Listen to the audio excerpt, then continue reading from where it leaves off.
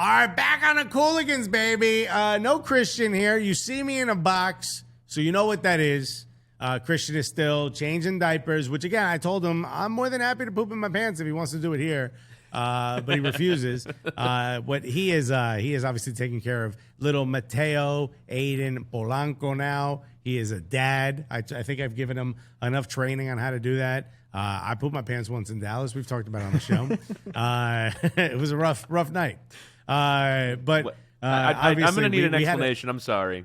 Say that again? What happened in Dallas? Oh, it was, Christian. I allowed Christian to pick a restaurant at random.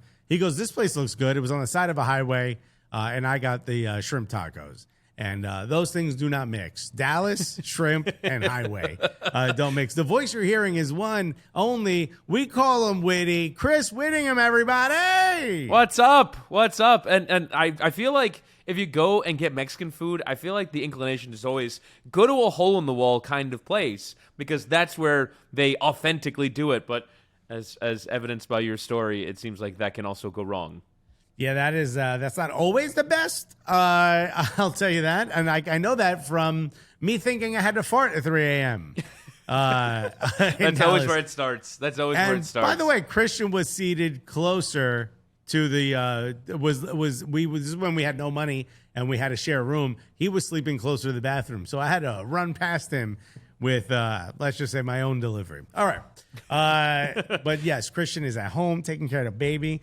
Listen, Chris, we called you in. Witty, Chris, what do you prefer? Witty is fine. Go for it. All right, Witty, we called you in because you're now officially working in a much greater way because you were before, but for Inter Miami. Can you tell us a little bit about that? Yeah, so with Inter Miami, I'm doing a weekly show with Kieran Gibbs, who just retired, the former Arsenal player, and obviously a former Inter Miami player as well, and West Bromwich Albion. And, so we're doing that every week. And then, obviously, as part of the Apple TV coverage, I'm traveling all over the country doing a game every week. My game this upcoming weekend is actually one I'm really excited about. I'm doing Cincinnati home with Philadelphia Union, who I'm actually also doing for the CONCACAF Champions League World Feed.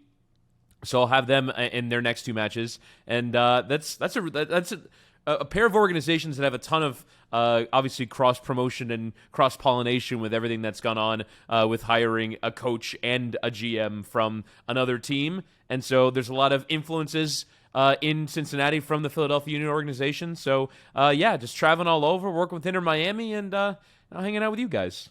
That's so dope. Well, congratulations. Obviously, we'll miss you here on the Meadowlark family, but we'll at least get to hear you a lot and see you a lot in all your MLS coverage. Speaking of MLS, just a general sort of, overview. I haven't talked to you about this. The first 6 weeks have been kind of good, right? Like, It looks good on screen. You know what I mean? It's like a really sharp, probably the sharpest looking league. I think that's broadcast, just really sharp. Apple TV doing a great job with it. Some of the Apple TV product, I think, is getting better. I'll say that. I'll be respectful. I think it's getting better. I think it's had some hiccups as you go along. But what have you thought so far? Have you enjoyed some of the Apple TV coverage? Absolutely. I mean, well, first off, I'd hope you're watching all the games that I'm on.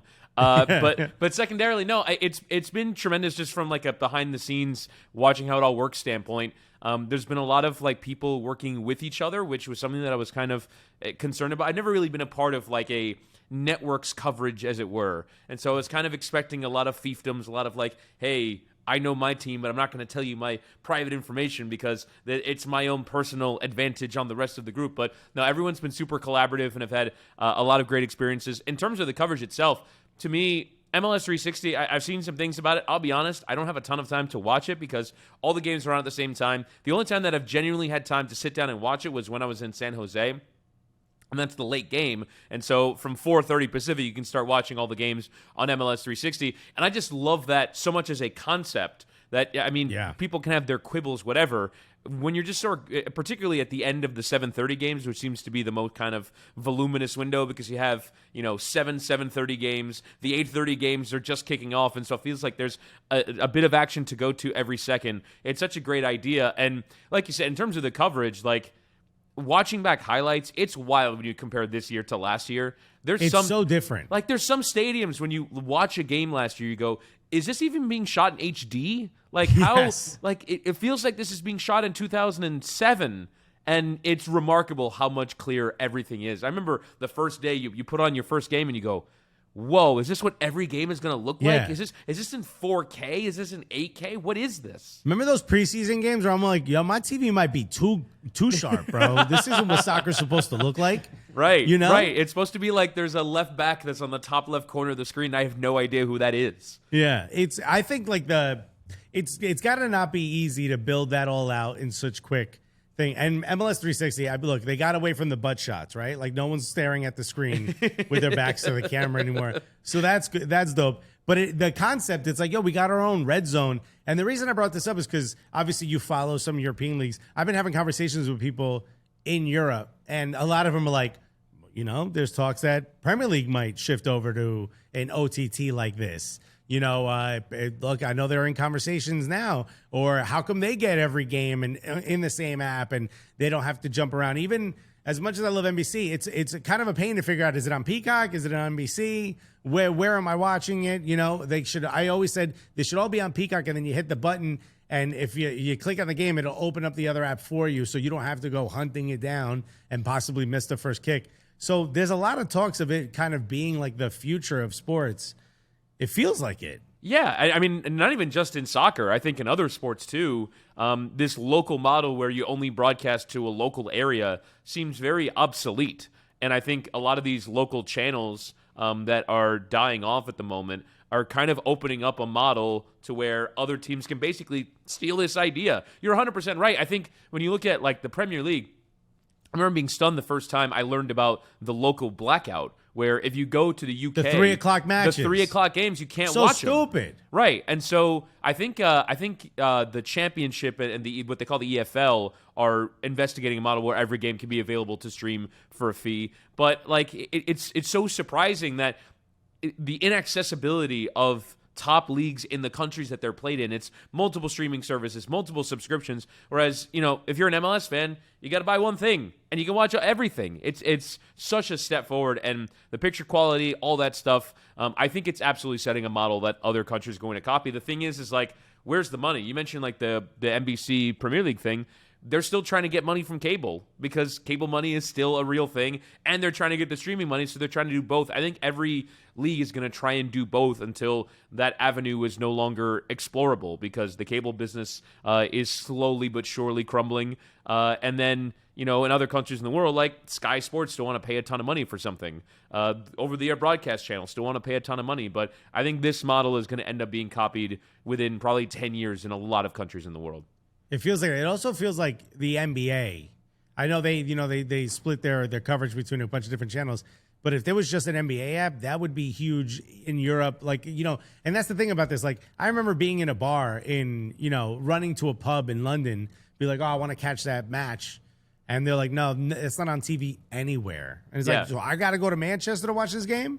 It doesn't make any sense, bro. No, it doesn't make any sense. And like you end up trying to chase a game, and all it's actually done is just increased the illegal streaming industry in a lot of countries. Where like instead of like I want to watch the game, so I'm gonna find some website that's gonna give my computer all kinds of viruses. But I do get to watch the game, and this way is so much easier. Like it's so much easier to just pay a little bit of money instead of like watching all kinds of ads pop up on your screen. You're going, is this going to ruin my computer's ability to function because I'm trying to watch one game?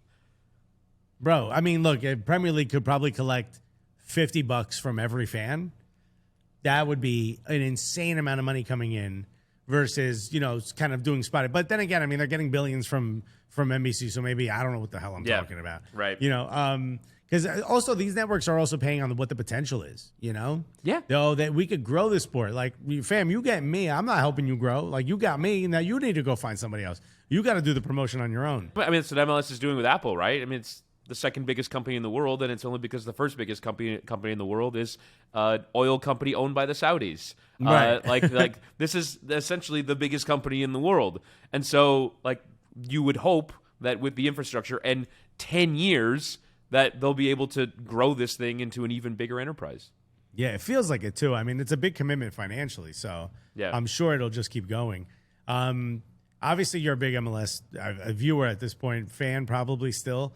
Although you have to be unbiased, right? Because you call a bunch of different games. You know, and that's actually something that, I mean, I've worked on national broadcast, particularly for Univision for the last few years. Like, that's something that I'm thinking about, and I'm always curious how to strike that balance, because every once in a while I'll be like, oh, I've said a lot about Nashville in these last 10 minutes. Let me crank up the Orlando notes, and I look at my Orlando notes and I start saying them. I was like, well, I've been talking about Orlando a lot, and like the accusations of bias are in my head, and sometimes like, no, man, just talk about what's in front of you. And if it seems to slant one way, then you're not being biased. It's just sort of how the thing is unfolding in front of you and how the information that you've prepared is manifesting itself. Right. I did read one note. I occasionally read the comments because I'm a bit of a masochist. I like reading criticism about Bro, myself. you got to get away from them comments, No, man. but I like it. I like it, Alexis. I like reading the like negative comments about myself. For whatever reason, I have like this masochistic enjoyment of it.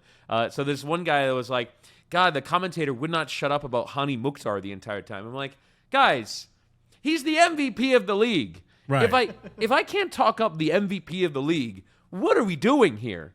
Right. Also, a guy who's not like you followed his career this whole time. It's not like you're talking about Landon Donovan or Christian Pulisic. There's a guy who came from, for a lot of people, out of nowhere, shows up to this league and just starts destroying it. Like, yeah, there's a lot of information in mind about this guy. And actually, like that path, he was on his way to being like a wunderkind in Germany. Like, wasn't he like Hoffenheim? Yeah, he was at Hoffenheim. I think he scored a goal in under 21s or an under 17s UEFA championship for Germany that won them a tournament, and like was on his way, and he made a big move to Benfica. And then his career kind of took steps down, and all of a sudden he's playing in Denmark. And then comes to MLS, didn't have a good first season. You look at his numbers, are like just okay. And then his last 2 years, I think it's 39 goals and 23 assists over 2 years. 23 goal season, the MVP of the league. Like, that's a story worth telling. Then, and also he was happening to play Orlando, where I think Nashville and Orlando have played 9 times, and he has either a goal or an assist in all 9 of those games. Perhaps the Orlando fans were not happy to hear that fact repeated on multiple occasions. Yeah. Particularly I'm starting to side with the guy with the comment, because now I see like if you keep talking about the guy who keeps killing my team, bro, could you stop talking about this guy? Right, and he had a goal and assist in the game. So, you're only that point is only being reinforced that extra bit. I don't know. I always struggle with fan biases. I voted for him as the MVP last year, which goes to show just how far MLS has come. Last year, I got to vote for MVP. I was just that's a look at me, Louis comment, being able to say that you voted for MVP. I voted in 21, but I didn't vote last year. I don't know what I did to not be in the running for it. Oh, you got bumped. Yeah, I got bumped. For you, you took my vote. I hopped in. I was like, bro, I got this. Same jet black hair. No one will notice. No widow's peak. No one will notice. Did you vote for all the awards or just MVP? Yeah. Okay. I'll be honest. I loved it. I love voting for awards. Do you? I could care less. I did it like really quickly, and Christian was like stressing about it for like 2 weeks. I'm like, no, I went with vibes. I kind of knew who I wanted to be goalkeeper of the year. I kind of knew who I wanted to be coach of the year. I don't think it was really much of a question for a lot of them. So I just kind of went straight down the list. Who'd you vote for coach of the year? That was a tough one. I went Jim Curtin. Okay. Yeah. I mean, best team. But like, did Wilfried Nancy? I don't think Wilfried Nancy won it, right? I think Christian voted for Nance. Yeah. I mean, that guy. Maybe we can get to him because Columbus have won their last 2 games 10-1. But the way that his teams play, I love that guy. I have a full-on man crush for Wilfried Nancy and his style. Bro, I was like, at first I was like, oh, they just kept the guy that Thierry left behind. You know what I mean? It's Montreal, so you never really think they made an informed decision. You know what I mean? You just assume they made a decision, up against the clock. But man, he looked good last year, and now he's got Columbus playing in a style that I would be willing to say is an advancement on the style that Caleb Porter wanted to play. Yeah, right. It's ultimately what Caleb Porter couldn't get them to do. Right. And you slightly changed the system. But the thing to me, in watching them play last year in person in Miami, they played the last game of the season against Miami at home. And the way that every single one of their players was sort of like empowered to make decisions with the ball under pressure. Players are coming at them and they look so calm and so smooth playing out, and all these young players that come through, and the way that they work the ball from side to side and find the opportunities when that ultimately, you talk to so many coaches over the course of the first few weeks of the year. Everyone's saying the same thing. We just need that little bit of cutting edge in the final third. We just need to, find the right cross or the right through ball or the right 1-2. Columbus this year and Montreal last year seem to always have those solutions. They always seem to know how to find ways to score goals. Occasionally leaky at the back, occasionally making a few mistakes last year. But when you look at the three big players that Montreal sell, Alistair Johnston to Celtic, Georgi Mihailovic to Europe with Azad Alkmaar, and Ismail Kone going to Watford, those are all players that were kind of, in Johnston and in Mihailovic's case, reclaimed from other teams for decent fees, but I don't think anyone saw as like, all right, these guys are heading to Europe anytime soon. No, Georgi Mihailovic, there was like some flirtation, right? I think there was like a I mean, he's got a passport, so but like, nothing. No one thought like this guy's going to AZ Alkmaar tomorrow, right? And then Kone was another player who came up. There was actually a different midfielder who kind of, Rito Zuhir, I think, in Montreal, who was getting the shouts to be like, the next guy that's going to Europe. And then Kone steps up, and you watch him go, holy hell, this guy, like you can imagine this guy playing in the center of midfield in Europe. And again, making all those big decisions in the center of the park. So I was fully in, like, people ask me, who's the team ahead of the season you're most looking forward to? For me, it was Columbus. And the remarkable thing is that they've scored 10 goals these last two games without Cucho Hernandez. Which is their DP. This is the guy that Kate brought in to score goals. Right. And like Aidan Morris has stepped up, and Alexandru Matan, who was kind of in the wilderness in his first 2 years there.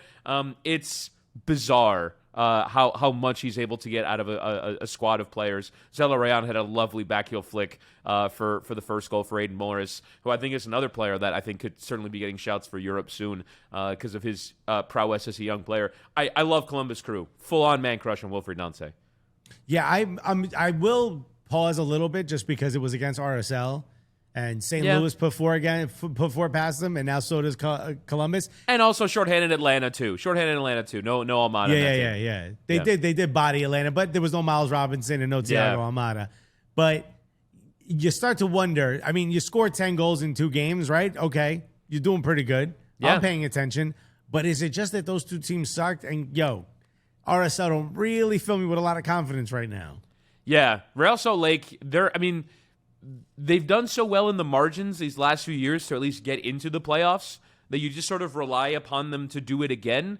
But, I mean, they spent some money on Jefferson Savarino, who's a good player, but you just don't know where those big steps forward are coming from. I know that new ownership came in and they started to take the club a little bit forward, but it hasn't quite been the smash success that I thought it was going to be for Real Salt Lake. And now a couple of significant hammerings, 4-0 in back-to-back games, and you're going, all right, what's happening here? In some ways, I wonder when they took over you're bringing through a fairly turbulent transition in terms of going from no owner to an owner, and Pablo Mastroeni guided them very well. But I kind of wonder if not for the fact that the team was playing very well and kind of overachieving, if Pablo Mastroeni would have been their guy. I'm not saying that he should go. I'm just saying I kind of wonder what the big vision for these new owners is, because I don't think we've fully seen it yet. We've seen a few signings, we've seen a few steps forward here and there, but I'm not certain we've seen that big level. Here's who we're going to be as a club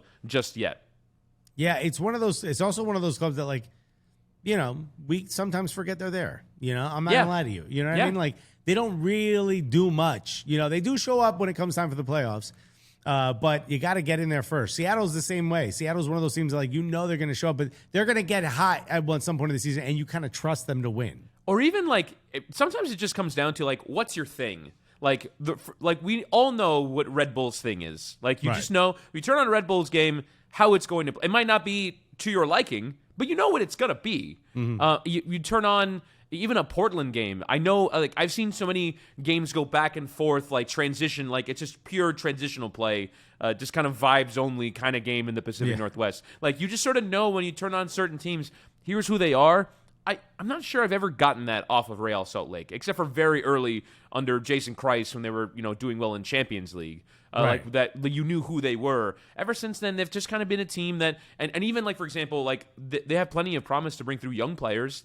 They get a lot of players from Arizona. They spend a lot of money on youth development. They had a very good USL setup. Now, obviously, an MLS Next Pro setup, and you knew that there was some real potential there in terms of their ability to bring players through. There hasn't kind of been that big name. Here's our standout young player that we sold Brendan Aronson to Europe. We've sold Tyler Adams to Europe. Like they haven't had that either. So I'm kind of wondering what's going to be their hook. When I turn on a game and say, oh, Philly Union have a bunch of young players, and I know that like Quinn Sullivan is next, and Jack McGlynn is next, and Paxton Aronson is next, and Brandon Craig is next, and they have that, high school that they bring players through, and my God, they're just going to keep churning them out.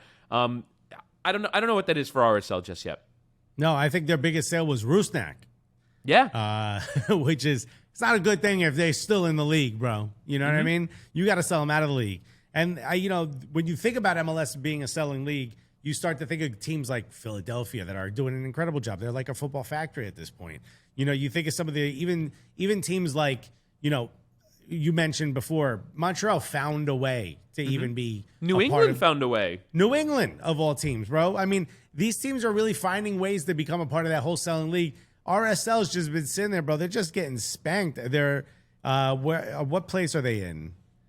They're in the 11th place right now, currently out of the playoffs, but who cares? It's only the beginning of MLS.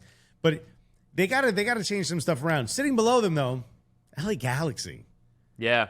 Bro. Was it a handball? Was it not a handball? Should it have been a penalty? I can't tell you. I like the arguments. But Greg Vanney is having a rough go. It's not good if you're standing up, you're doing act outs, yelling about the referees at your press conference. Something good did not happen here. Well, I mean, he's gone. He was arguing that it's been several weeks of this. I have never been a guy that likes complaining about officiating for any of my teams. If I've complained about a ref a handful of times in my life, that would be too many. Just because I think it's a lament of a team that ultimately didn't do enough on the day. I mean, if you look at that Galaxy game, Preston Judd has a great chance. He's one-on-one on the goalkeeper. Probably should have scored. Jonathan Klinsmann doesn't make a save from Leo Chu's effort that he probably should save. And I understand Greg Vanney's point, which is that referees are the only people on the field that get a do-over. They get to look at it again, and you look at that handball, and Nuhu's elbows are out. I'm going to do the demonstration myself. I enjoyed the demonstration so much. But you know what? I'm going to take a slightly different tack than you, though, because you said that it's probably not going well for you. I want more managers to do that. We need in MLS more press conference moments, more teams talking trash to each other publicly.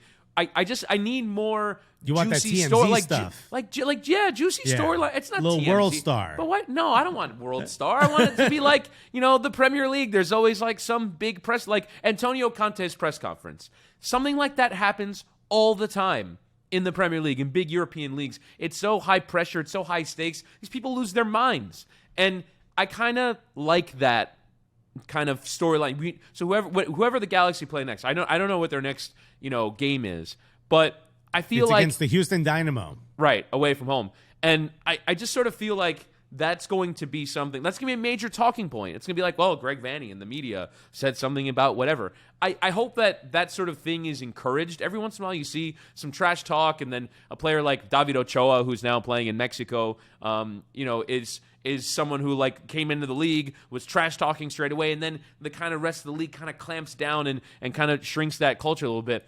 I think MLS, part of the appeal of major European leagues, major sports leagues, is there's controversy. The NBA has this stuff all the time. People say stuff that gets headlines, and I kind of want more of this in MLS. I'm really not happy because, I don't want anyone to struggle, but Greg Vanney doing a full rant where he stands up in a room and is doing a demonstration, I thought that was immensely entertaining, social media content. When I'm flicking through my time, I was like, whoa, what's this? And people were reacting to it. I want more stuff to happen in the league that people react to. Yeah, I think it's a great way to look at it from your perspective, because you're like, wow, all the pressure, this and that. But if you're a fan of that team, you're like, I kind of don't want my manager yelling or my coach yelling in a press conference because that means things have not gone our way. No one's yelling because you're like, we're winning again, baby. And LA Galaxy are one of those teams where like there's a real chance that this season is when they lose Los Angeles. You know what I mean? They are not looking like the main team anymore. The vibes are really with LAFC. It'll be a second season. So far, it's continued to be a second season where they've kind of excelled. They've stolen the headlines. They're in downtown. They're not in Hawthorne. There's like a real chance that if Greg Vanney don't get this fixed, if the front office don't get this fixed, if you can't figure out what's going on with the fans protesting, Chris Klein, all this stuff, if you can't get this fixed, bro, you might legitimately lose your spot in this city. I was talking to an LA Galaxy fan who works at Meadowlark, and he kind of I won't name him because I don't want to out his secret, but he admitted to me, he's like, well, if I wasn't an LA Galaxy fan before, I'd probably be an LAFC fan now. Like if you're a free agent soccer fan in Los Angeles, they're kind of the only choice for all the reasons that you mentioned. They're immensely successful. Their stadium is awesome. Having been there, that's a great place to go and watch a game. Stadium. The atmosphere is incredible. They have incredibly high ambitions. They know what they're doing. They've replaced great players with great players, which is not an easy thing to do in MLS. They've brought through some young talents. I'm kind of curious when the Cifuentes and the Palacios finally make moves abroad. They have everything that you'd want out of a great night out at a soccer game. So much so that atmosphere, I think, is at least kind of the foundations and the basis for why Angel City is so successful, because everyone looked at seeing a game there and you go, my God, I want to go there again. And it's like, oh, wait, there's a women's team. Let's try and do the exact same thing. Not to take anything away with what Angel City are doing. They're an immensely successful club, and they've been great in their own right. But it's sort of like a place where it's like, oh, that's the place to go watch soccer in the city. Yeah, and I think the more that you take steps away from that and look at the Galaxy, they kind of need a big swing here. They need to go get and it's kind of remarkable. They have Chicharito, who in theory is exactly the player you'd want in Los Angeles. You assume that was a slam dunk. Yeah, and he also has had very good seasons for them.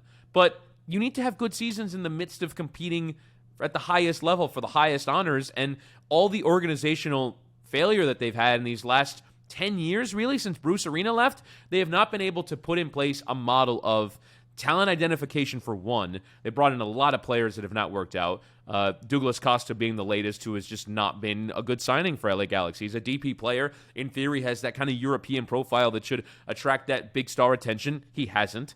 And they just have not been able to build out a solid core of a team. I actually think that this roster is pretty decent. I'm kind of surprised at where they are in terms of their positioning in the table. They've dealt with some injuries, but I feel like Ricky Puig and Gaston Brugman and Dejan Joveljic, they've brought in some good players in these last few years. I think they're ultimately going to be better than where they're sat right now, but I completely agree with you in that I think particularly what's going on at front office level, that's a really difficult thing to square, because if it affects your atmosphere, it affects, you're a Galaxy player, you're walking into the stadium, wait a second, why are there banners about executives, wanted out and all that stuff? I think that's probably been a little bit of a dark cloud that's hung over this early season for them. And not being able to play that opening game against LAFC, that would have been, a huge event for them and a huge kind of start to their year. I think the Galaxy, ultimately they'll be okay from a soccer standpoint, but they still have a long ways to go in terms of being all the reliable things that LAFC have proven to be in these last 5 years. Yeah, and I try my hardest not to overreact. The first 10 games of the MLS season, do they even really matter? It's essentially a preseason when you have a playoff structure.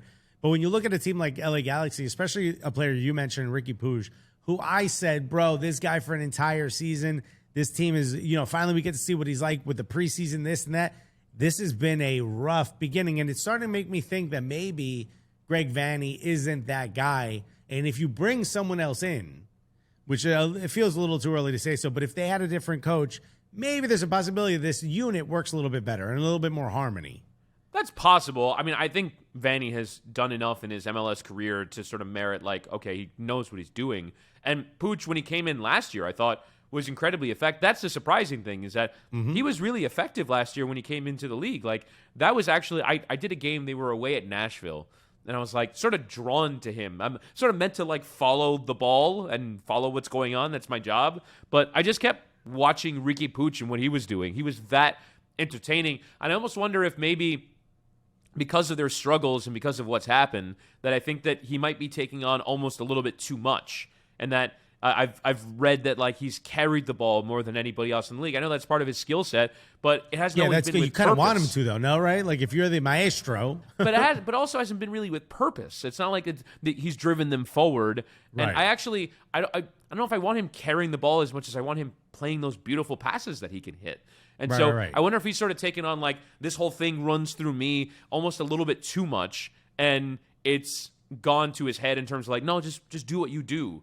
Doing what you do in a normal situation is enough. You can take a step forward, but it's almost been too big of a step forward in terms of his role in that team. But yeah, I think that you're starting to ask questions about why doesn't this work? Why, from a bigger level, this collection of players that on paper looks pretty good isn't flowing well right now. Yeah. This is the first episode we've done in a long time that hasn't had a randomly forced in sexual innuendo in the first like 20 minutes. This has been incredible. You're really good at this, Whitty. Should I do that? I feel like your audience probably wants that. I mean, you're the guy who said. Wait, that's an eagle screech. Well, I didn't say eagle screech. Hold on. Hit him in the penis. There it is. Hit him Yeah. in the penis. That's you, baby. I mean, Yeah. come on. If there's one guy to do it. By the way, I forgot to say. The Cooligans, buddy. See, I mean, we got the whole thing here. You know, Well, like we're introducing the show 25 minutes in. well, the show's already been introduced. Okay. I'm pretty sure we did, right? No, we didn't. We didn't pre-record, but I will after this. And introduce you, but I did bring you in. Yeah. And by the way, sorry to break in, but I do want to talk to you a little bit about how I like to relax. And I think it's very obvious how I like to relax. After a long day, I pull up a nice, cold, crisp Coors Light. Because, dude, doing this, you got to be on. I got a morning show now. You got to be on the whole time. When I go home, it's been a long day. It's maybe like, early afternoon for you. For me, it's nighttime. When I go home, I kick my feet up. At this point, I just want to relax. I want to chill a little bit. And when I want to chill, I grab me a nice, cold, crisp Coors Light because the actual can tells me that it's ready to chill. And when I get home and my wife sees me on the couch in my underwear with my feet up, she knows I'm ready to chill. So I should get a little blue mountain on my forehead that I paste on it so she knows, hey, yo, he's ready to chill because I know the can is ready to go. And that's exactly what I want when I want to relax and just kind of like let go a little bit. You know what I mean? I've been on. I want something to be on for me, and Coors Light always hits the spot. So shouts to Coors Light. Coors Light is cold lagered, cold filtered, and cold packaged. It's legitimately, literally made to chill. It's as crisp and refreshing as the Colorado Rockies. Perfect for any moment to unwind. So mark your calendars for some quality Coors Light, some quality time with some Coors Light. The beer made to chill. Get Coors Light delivered straight to your door with Drizzly or Instacart, or going straight to CoorsLight.com/Cooligans. That's CoorsLight.com/Cooligans. Celebrate responsibly. Coors Brewing Company, Golden, Colorado. You mentioned LA Galaxy. Obviously, LAFC, you also mentioned having an incredible beginning to the season. Is it possible that they can do this double again? I've always been anti the double in MLS. I've always said if you focus too much on the Shield, you're going to be too hampered going into the playoffs. You've got to catch momentum. You've got to go. It's a second season, the postseason. Yeah. People don't view it that way. It's not an extension of your season. It is a second season. Especially now with that first round when you got to play 3 games, or a best of 3. Yeah, well, first of all, what are we doing, bro? It's not the World Cup. You know what I mean? It's MLS playoffs. I'm kind of curious to see how it works. Apparently this has happened before. I'm a home and home guy. I think the home and home format is just fine. You're not a single game elimination guy? I have enjoyed it. I've enjoyed the single game elimination, but I also kind of understand the thinking that like it just kind of comes and goes, right? Like your playoffs are over in 2 weeks, whereas in the NBA or another, like playoffs last for 2 months. I think that might be too long, but I understand this idea. It's like we want our playoffs to sustain and we can build a narrative over a period of time. Yeah, I guess I see your point there, but home and away, the home and home, the 2-leg, there's always somebody parking the bus, at least to a lot of boring games.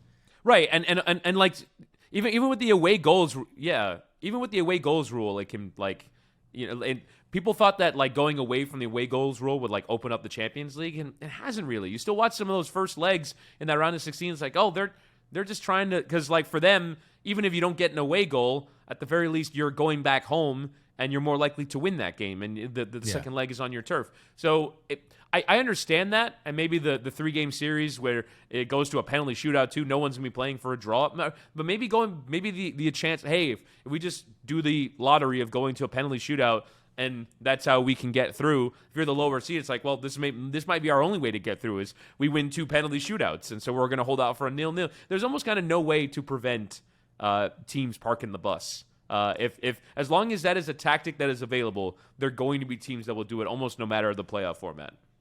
I am interested to see how like a group stage almost would work in a playoff setup. But I do think there is a way. There's certainly a way you can guarantee that teams are going to park the bus, and that's after people saw how Minnesota played St. Louis. And Inchy was like, "Bro, we don't want the ball. You can't press us if you're the ones with the ball." Yes, and that was kind of a masterstroke.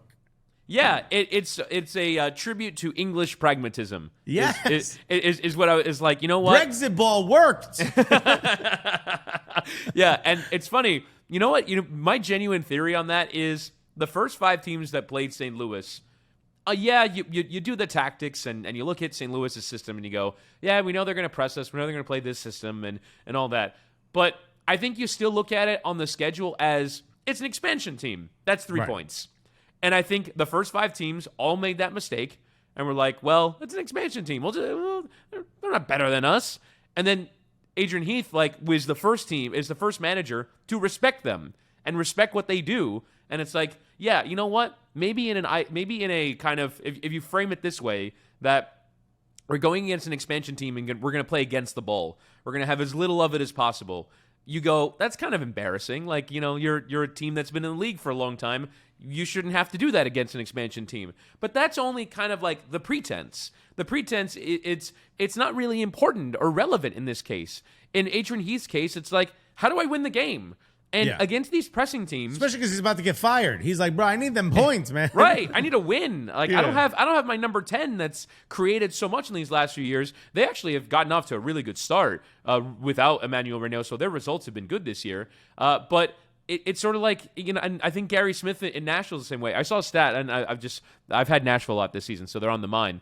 And I saw that they have the fewest giveaways within their first 40 meters, like from their own goal to the first 40 meters of the pitch. They gave the ball away 15 times. This is before they played. Who did they play 2 weeks ago? I forget. But they gave the ball away 15 times, and 0 of them led to shots. So it's like, if we're going to lose, it's because you took the ball from your end and ran it all the way into our end. Right. We're not giving you the mistakes that are going to allow you to beat us. And that's kind of like the starting point. Now, that leads to, pumping a bunch of long balls. It's not the most entertaining thing in the world. But if your pragmatist mind is, how do we win? Minnesota just decided, this is how we win. It's hilarious that you prepare way different than I prepare. For stuff. You have real data, 40 meters, bro. I'd have to Google meters. I only know that because that's how Opta tweeted it out. It's not because I don't have my ruler out getting the 40 meters of the pitch ironed out. I don't believe it, Whitty. You're out there doing toe heel, trying to figure out what 40 meters is, bro. I did that only once. With the NYCFC radio announcer to figure out how wide the pitch was at Citi Field.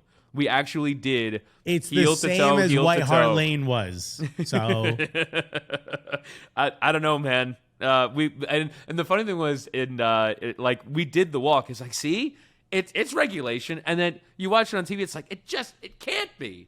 How can that be regulation? Because the camera angles. That's fair. In that baseball stadium make it look so small. But it is regulation. Now, what I have heard from some players is for some games, the lines aren't exactly the straightest. The angles aren't all 90 or 45 or whatever they're supposed to be. My favorite was when Michael Davies of Men in Blazers used to call Yankee Stadium the rhombus. The what? The rhombus. They don't play on a rectangle. They play on a rhombus. That sounds like something they'd say. No love lost there. But enjoy doing more of our content if you'd like. If those guys are watching. When I was, the conversation with St. Louis, though, is are they real, are they not? And, of course, by the time they get to their first loss, you have people saying, see, told you, I told you they're not real. The question I have for you is, and, again, you've proven you do the research, so you're probably the right guy to ask. Because if it was just me and Christian, we literally would just be trying to be funny and not actually have a conversation. But you actually know this information, so I can ask. Now that we know that they've slipped up, are they real? What we saw in those first few matches, is that who they really are?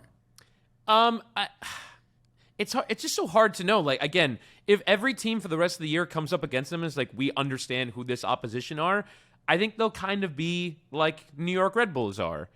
They're a slightly tamer version of New York Red Bulls. They play a little bit more with the ball. And certainly from an individual standpoint, there are players in that team like Joao Klaus in particular, who I think understand or like have taken the step forward, have made the leap from another league into MLS and know how to play in this league. But I imagine they're going to go through a swoon where they probably don't win 5 or 6 games for a period of games because other teams will have figured them out.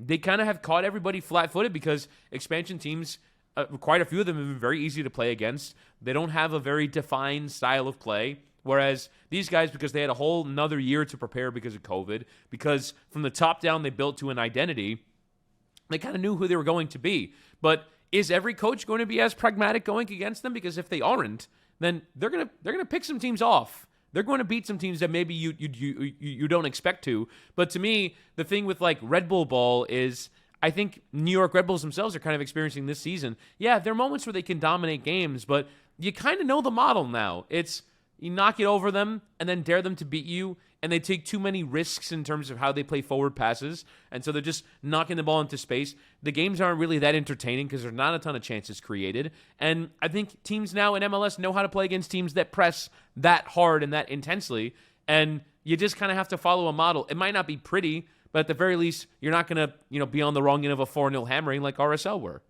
Yeah, I mean, it sucks to watch somebody play like that kind of soccer. It's just boring. And I hate, dude, whenever a goal kick doesn't go to a defender, I hate it. I hate it so much. I have so many people in my life that are like, why are they playing in their own box? Like the number of people that I know that's like, just get it out of there. Oh, what senior citizen home are you hanging out in, Whitty? What are you talking about? Yeah, the playing out of the back revolution has not reached everybody that I know. Bro, that's crazy. I can't.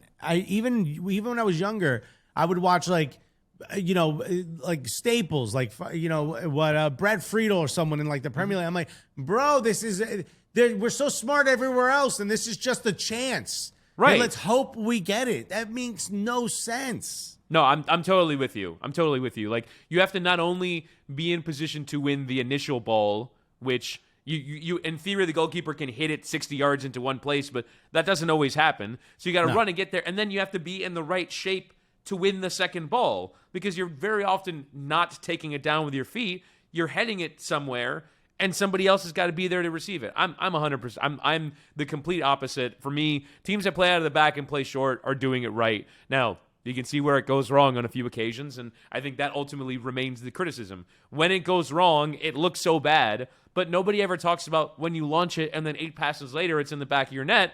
That's also not effective either. Right. And look, and maybe there's a way to do both. Maybe that you could give it to your left back or your right back, and as they run forward, they see someone making a run and they launch it forward. Sure, that to me is a smarter play than everyone on the pitch standing near the center circle and waiting for the ball to get there. Right. And everyone's within kind of like a 20-yard distance. Yeah. And you see that a lot. I once went to a game in England in the National League, which was the fifth tier. Would you go to Forest Green Rovers? No, Leyton Orient I went to. Oh, Leyton Orient. Who are now top of League 2. They're going to be in League 1 before long.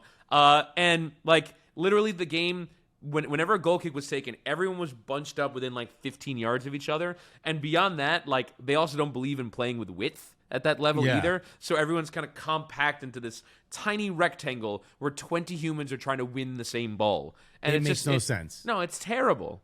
It's stupid. And I'm glad that we as a league, MLS has kind of advanced past that a little bit, Yeah. which is kind of great. Well, I guess like MLS sort of has a diversity of thought that a lot of leagues don't have, where you kind of know, all right, the pressing teams, like Montreal now is a pressing team. The Red Bulls are a pressing team. St. Louis are now a pressing team. All right, so we have those. And like LA Galaxy are a possession team. Columbus are a possession team. You kind of know based off, all right, this is what they do. You have like all the Berhalter acolytes in Austin and in Dallas. Right. They play the Berhalter way. Like there's so many different kinds of game that you'll see in the league, and I think that kind of is what makes it interesting, is that no matter the matchup, there's sort of a different way of going about doing it. You brought up Berhalter, and I was gonna. There's more that I want to talk to you about, but you brought up Berhalter. I'm interested. What are your thoughts on the U.S. men's national team search, quote unquote, for a manager? Do you think he still has a shot? Should he be the manager? I think he does have a shot, just because of the fact that they've been so outward about not saying that he doesn't have a shot. Right. Makes me think that he still has a shot. For me, the thing has always been, what pool are the U.S. swimming in? Because for me, if you're kind of in the mold of like, well, Berhalter has done a good job, and I think he has. Like, if he came back, I'm like one of the 3 people on the planet that would be okay with it, because a lot of my friends, everyone thinks that the national team coach is a disaster. For as long, we could hire Antonio Conte to be the next manager, and within 6 months there will be a contingent of people that want him gone. There is no satisfying national team fans. I would argue of almost any country. There's just something about the position of national team manager. Everyone hates you, but I just don't know. It's like, all right, if the U.S. decided, you know what, we have a really promising young coach coming through in Jim Curtin in Philadelphia. He's done this and he's done that, and this is what's on his CV. There's going to be people that think we should aim higher. And if you do aim higher, what's available to you? Like, I honestly don't know what the cross-section is of people that would be interested in the job versus how high in the game that goes. And so I don't know if you went for Antonio Conte right now because he's available, would he have any interest in this job? Like, Jose Mourinho was floated out for a day, and like some of my friends are big Jose guys. I'm not. I'm not a Jose guy. I hate Jose with the intensity of 1,000 suns. So like I'm not. That's not. But like, would Jose even want to do this? And so what even is a realistic candidate? And I presume they're sounding everyone out. But like, I don't even know if. I mean, last time, remember, Tata Martino did an interview for the job, and Julian Lopetegui late in the process was like, hey, I'd be interested in the U.S. job. He had just gotten fired from Real Madrid. So I just don't know how attractive this job is in real terms. The Berhalter stuff, again, I think he did a fine job. He won the Nations League. He won the Gold Cup. Beat Mexico 3 times in a year. Qualified us for the World Cup. I liked how he played at the World Cup. Like, in terms of style of play, I think even still, the U.S. was top 2 or 3 in, like, running done per game. The intensity was great. The quality of the play was great. I enjoyed the U.S. at the World Cup. They didn't embarrass us. It was a huge step forward. And so I wouldn't be entirely opposed to Greg Berhalter staying on. But I want to see what's out there. I want to know if we can get some of the biggest managers in the world, if that, some big name that I'm unaware of right now would be interested in the U.S. job. Yeah, I mean, Bielsa said no to Mexico. Yeah. That's a real shot. Would you be happy with Bielsa? Well, I think he's linked with the Uruguay job now. He is linked with Uruguay. Yeah. I don't think that's official yet, though. No, it's not. But Bielsa would be kind of insane. In every way, he'd be insane in a supermarket. You know what I mean? Never mind as the manager of your national team. Right. But I kind of like, I feel like it's kind of insane that he got his start in the international game. I can't think of a person more ill-suited to international management than Marcelo Bielsa. First of all, the last thing I want my international coach or manager to have is a very, very specific defined system that's difficult to learn. Correct. It's like, these guys are going to go to their club teams. How do you expect them to keep this up? Right, exactly. Like 2 months in between is like, oh yeah, I gotta follow a man now. Yeah. Like, and I imagine like for all these Leeds players, it's been really tough to like undo their wiring. They're just like chasing. They're like dogs chasing a ball, and then It's all of a sudden it's crazy. like, oh wait, I have to stay in a position. What does that mean? Now I have to, like, what do you mean spacing? I'm on Space? top of the guy. Yeah. I remember back when Berhalter started, people said that his style was too confusing. So this was my plan. Mm-hmm. Get a version of the FIFA video game to each of the national team players that was locked where they can only play as themselves in the Berhalter system. So very quickly, Right. you'll learn the Berhalter system. I like if that. you're locked. Thank you. Berhalter Told me it was a stupid idea, but you liked it. No, it's a great. You know why? Because like when you play, particularly like an individual mode in FIFA, it'll tell you like with the red or green arrows. Like I haven't played the individual mode in a long time. I don't know if it's still like this, but like it'll tell you with like red or green arrows, like you're not where you're supposed to be. Yeah. And so if you like signal to play, if you sort of train players so much with like, here's where you're supposed to be, here's what you're supposed to do. I feel like that could work. I like that idea. I'm pretty sure the last time they had that was like FIFA 16. But Really? yeah. I'm a strictly manager mode and online mode only kind of guy. Really? You feel Yeah. you sound like a football manager kind of guy to me. I don't like video games that are too involved. That's too involved. That is. Yeah. Where it's that's like, a I full-time gotta job. like set my tactics for every set piece. Like it just seems It's too much. It's too much. It's too It's much. one of those that takes too long to really get going. You know what I mean? Yeah.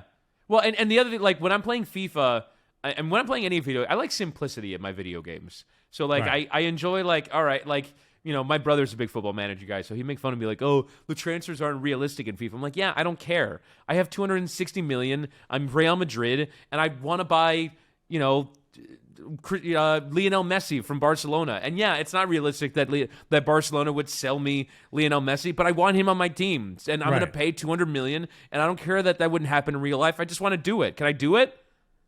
Oh, so what kind of a masochist are you that you want to lose negotiations in video games? Like, what's the point, bro? But you know what? That's true. Everyone's, you know what's the worst thing in FIFA? When you propose a transfer and they accept it the first time. I'm like, oh no, I overpaid.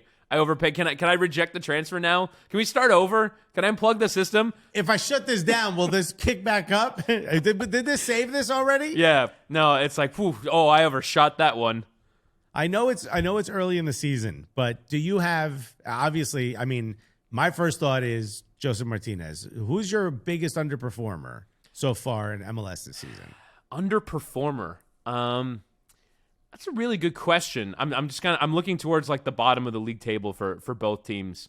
It could be an individual player on a team. Yeah, I mean, I think Christian Benteke might not be a bad shot. I know he jumped in the league last year, but if DC were going to be like good, they need Christian Benteke to like take a pretty big step forward and be a 20 to 25 goal scorer, and I'm pretty certain he could be in this league. I think in the overall, I'm probably looking at Portland. They just seem like a team that, you know, with like Evander might be in that running. I know he's injured, but like Evander, for the money that they spent, I was really excited to watch their first game. It was one of the few MLS games that's kind of been separate from the big Saturday night window because I think they were playing on a Monday night due to weather. I was like, Evander, let's go. And that's been one that just hasn't quite come off. And you just sort of imagine with like 9.5 million feels like the kind of transfer fee in MLS where it's like, I'm getting a guaranteed great player, like 10 goals. Yeah, 10 you better be assists, good. like, right. Like he better be amazing. And he just sort of hasn't been. And he is going to go through the same curve that all these new introductions into MLS deal with, which is it takes a second. And like that happens to a lot of new players that come into the league, but you just sort of feel like certain players could be above it. And I thought that he would be. I think just Portland in the overall had that bizarre situation with the goalkeeper who kind of came out and said, if anyone says I'm not healthy, they're lying. And then he starts the next week. Just kind of feels, and then obviously everything that kind of spills over from last year and everything that happened off the field with Portland just feels like a club that, like, I was a lot more kind of, I don't want to say optimistic, but sort of like bright-eyed and bushy-tailed. I would turn on a Portland game and go, whoa, look at this crowd. Look at this team. It looks like such a cool like vibe to be a part of, and I just feel like they've taken a little bit of a step back from that. Yeah, I would agree. For me, it might be LA Galaxy and Ricky Puig. Yeah. Just because I was so excited for what this beginning of the season would bring.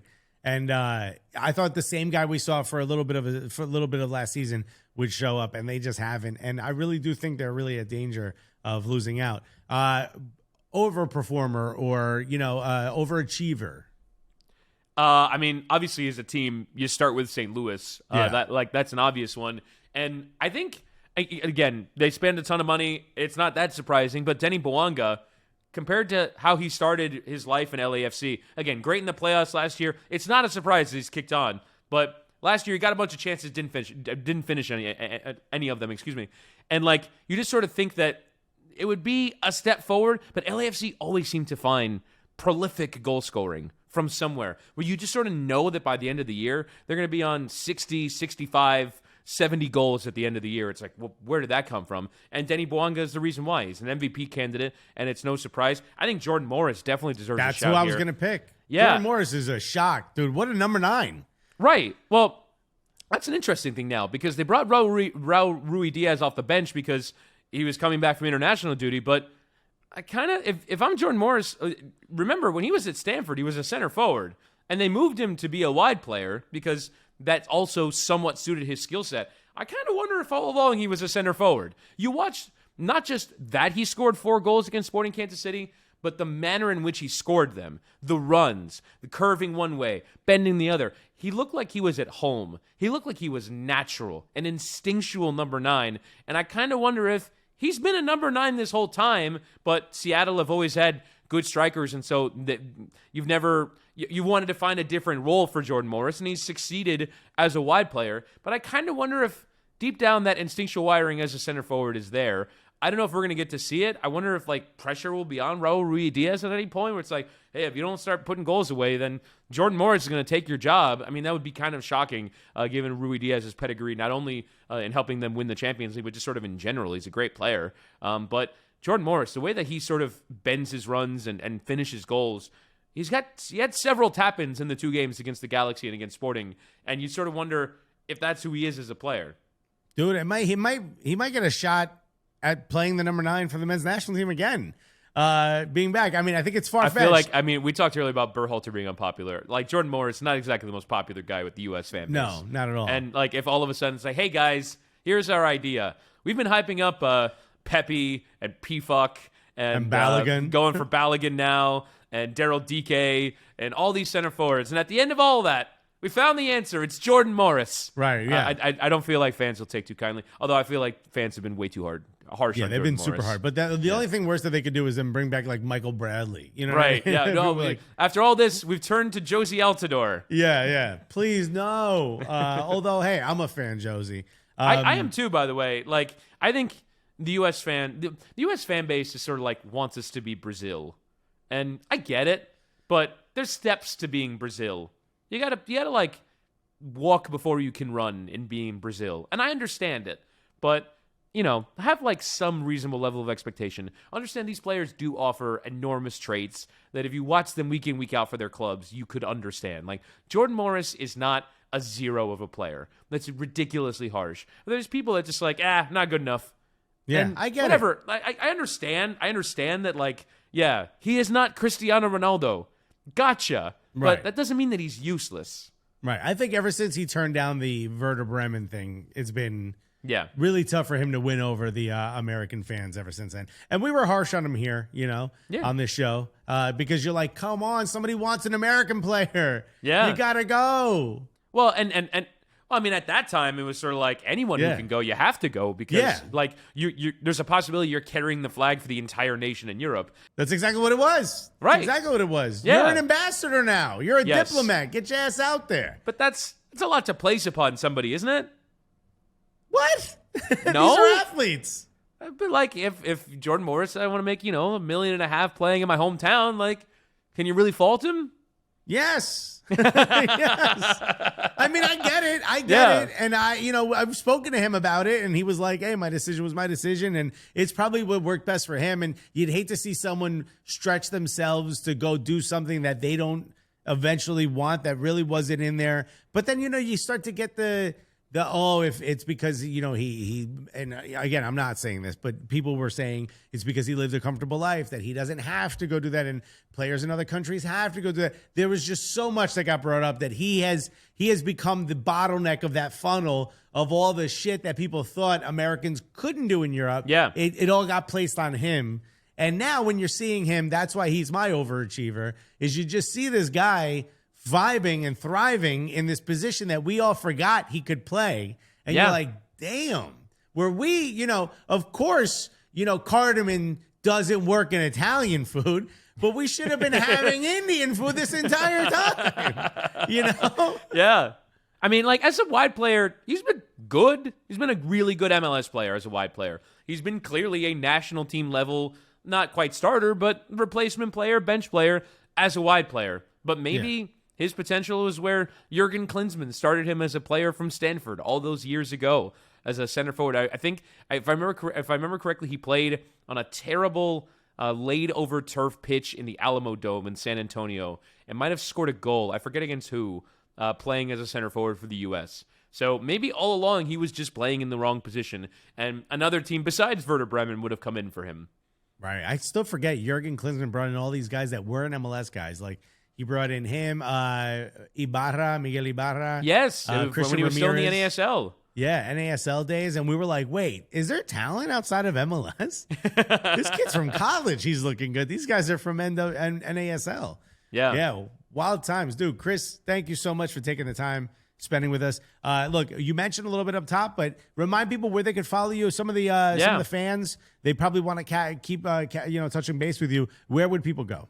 Well, definitely, if you listen to this podcast because you're an MLS fan, subscribe to MLS Season Pass and get all the games. It's been a really fun watch so far this season, so definitely get MLS Season Pass. I'll be doing the games. As I said, I'll be on Cincinnati, Philadelphia this weekend with Lori Lindsay, enjoying traveling all the country. Got a few cool cities along the way. Been to California. I haven't been in the Bay Area in a long time, so it was cool to hang out there. Inter Miami show, which is also in the Inter Miami room on MLS Season Pass and Apple TV. So just click to the Inter Miami section. I'll be hanging out there with the Arsenal great Kieran Gibbs. So those are the two main places. And Alexis, thank you for having me, man. I'm sorry. Course. I feel like you were saying earlier, with Christian, we would have made like 100 jokes by now. I feel like I'm sorry that I kind of killed the vibe of this pod. Oh, no, you didn't. But no, please, this is the first time our audience has learned anything, you know what I mean? Besides like street culture, No, this is why we wanted you on the show. You actually present us with real facts. And congrats on everything that you're doing, man. I'm looking forward to the new Galazzo channel and you cracking jokes very early in the morning. Yeah, dumb early in the morning, and we launch on April 11th. So if you're not busy in the morning, put on Paramount Plus and check it out. Again, the Morning Footy on the Golasso Network. Thank you so much, Chris. Thank you so much, Witty. We're going to miss you at Meadowlark, but of course, we'll follow you along all the time on a Season Pass. For everyone listening, thank you so much for riding with us this week. I know you expected a live episode today. Unfortunately, we couldn't do that, but hopefully you enjoyed this. Make sure you hit the comment button, the subscribe button, whatever else you're supposed to do. Thank you so much for DraftKings and Coors Light and everyone else. Love you guys. Enjoy.